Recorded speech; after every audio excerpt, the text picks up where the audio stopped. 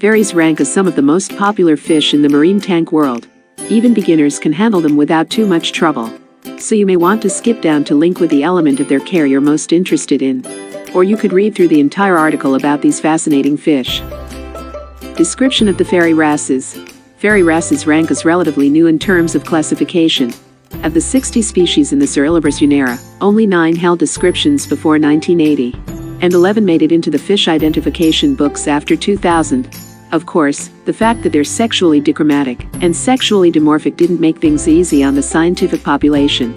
Throw in that color can change with the regional location even within the same species, and things get even trickier. But it makes them some of the most vibrant members of the coral reef population. The males come out on the larger side, and they have the brighter of the 2 sets of scales. You'll see impressive displays, and even color changes, especially if a male catches sight of a female. Or another male. Unhappily, many aquarists report seeing color loss in captivity. Fairies don't look as impressive away from their native habitats. As with other wrasses, fairies swim around with their pectoral fins. But these little fish have a couple of other unique adaptations. The first being their eyes. Look closely, and it appears they have a double pupil. In truth, the cornea is divided into 2 segments. This provides a unique close-up lens, allowing the fairy wrasse to magnify their vision. It's a critical adaptation when you eat itty-bitty prey items. Next comes the teeth. They have 3 sets of canines, 2 on the upper jaw and 1 on the lower. In the back, they sport recurved teeth. The combination makes it easy for them to catch, grasp, and mince the zooplankton that makes up the bulk of their diet. The different rainbow of patterns available makes this fish extremely popular, and you'll find a variety of species available throughout their native Indo-Pacific range. Creating the ideal fairy world. Fairy wrasses enchant aquarists and divers alike with their colors and patterns. And people encounter them everywhere throughout the tropical Pacific waters. You can also find them throughout the Red Sea and the Indian Ocean. And then you can find them off the shores of Hawaii, and even as far as the Ryukyu Islands of southern Japan. Different species prefer shallow waters, while others go into the deep. It's a wide range that makes them adaptable to most reef habitats. This makes it easy to set up a tank for these colorful wrasses. As long as you provide room for them to swim and search for food, they're not particular. Of course, you'll want to add live rock to provide hiding places, but you don't need anything elaborate. They're not burrowers, so you don't need to fret with deep sand beds. Fairies are shy, so natural caves and crannies they can duck into will make them feel safe. It'll also lower their stress level. Your live rock structures should do that without a problem, though. This will get them away from other fish in the tank, should they need. Fairy wrasse tank size. Fairies aren't the largest fish in the world. The biggest species only come in around 6 inches. However, you don't want to go any smaller than 55 gallons for a single wrasse. This prevents potential issues with aggression.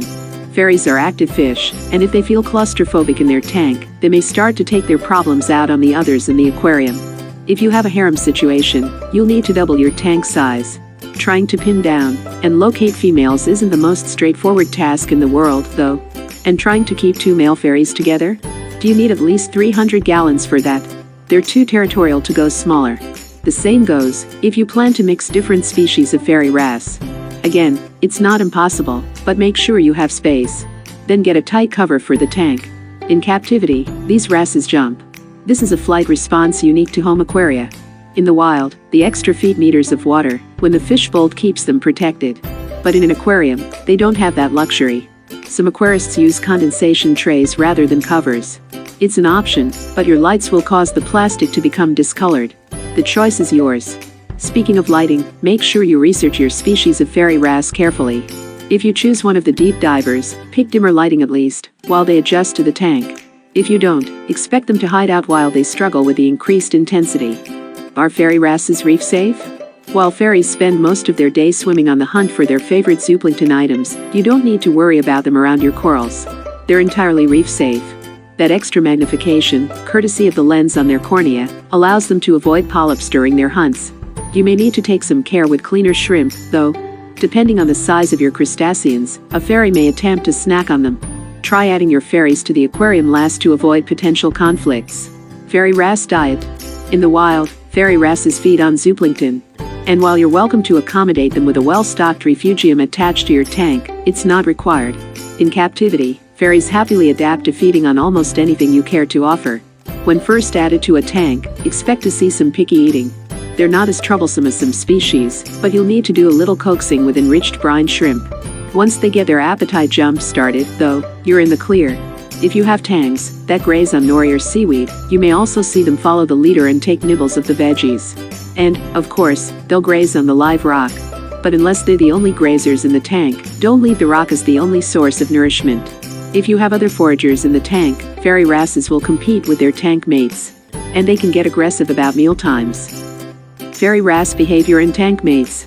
As smaller fish, fairy wrasses retreat into hiding when they sense a nearby threat.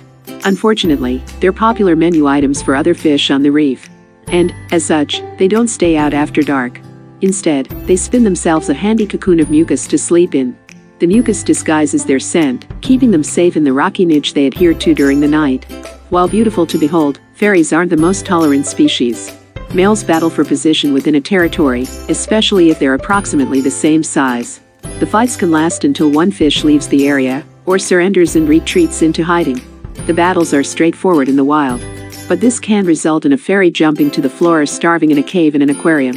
Snorkelers and divers have seen fairy wrasses with missing scales, bites out of fins, and ragged tails. Untreated, the wounds can develop infections. This is why it's essential to choose large tanks when you decide to keep more than one fairy together or mixed species. They don't get along with each other. And that includes other wrasse species too, such as the six-line wrasse. While on the small side, these colorful fish can pack a punch when they want to. And you don't want to deal with health problems due to fighting. Fairies do well with most other fish provided you avoid sudden startle reflexes. You don't want to test the durability of your cover. And you don't want to risk a fairy slamming into the side of the tank, which may cause a different kind of injury. Try to add them to your aquarium before more active fish, so they can settle in and feel at home. You want to skip potential predators, even if you have nocturnal fish, that will miss your fairy wrasses in their cocoons. And don't bring in other fish the fairies will outcompete for food. While tiny, they're fierce when it comes to food. You don't want to set up a situation where they cause another fish to starve. Breeding the fairy wrasse. Fairy wrasses are protogynous hermaphrodites. All fish are born female. The capture or death of the dominant male in a group triggers the largest female to undergo a sex change, and she becomes a secondary male. Witnessing the spawning behavior of fairy wrasses is stunning. You get treated to activity and colorful displays.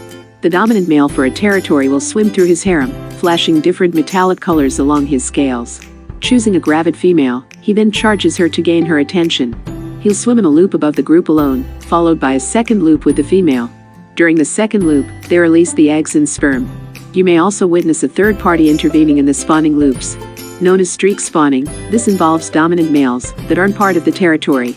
This intrusive male waits for the pair to reach the top of their loop, then he swims through and releases his sperm at the same time. It provides a greater genetic diversity. Of course, attempting this spawning process in a captive aquarium? That's extremely difficult. You'll need plenty of space to maintain a proper harem and swimming room. Pros and cons. Fairy wrasses come in an entire rainbow of colors, and they're not difficult to manage. However, as with any saltwater fish purchase, you need to examine the pros and cons before adding one to your marine tank. Pros. First one, fairy wrasses don't have challenging demands regarding their decor, tank mates, or diet allowing any level of aquarist to handle them. The second one, disease resistant, you won't find more than the occasional bout of crypt to deal with, and fairies are usually the last in the tank to succumb. The third one, fairies are reef-safe species, though you may need to watch your adult fish around the smaller, cleaner shrimp. Cons. First one, due to the difficulty with captive breeding, fairy wrasses are usually wild-caught, and costs can vary depending on the shipping costs. The second one, male fairies get aggressive with one another, and any wrasse showing similar colors, patterns, or shapes. The third one, you need a sturdy cover on your aquarium to prevent your fairy from jumping out of the tank as a startle reflex. So, today we are talking about some details about fairy wrasse.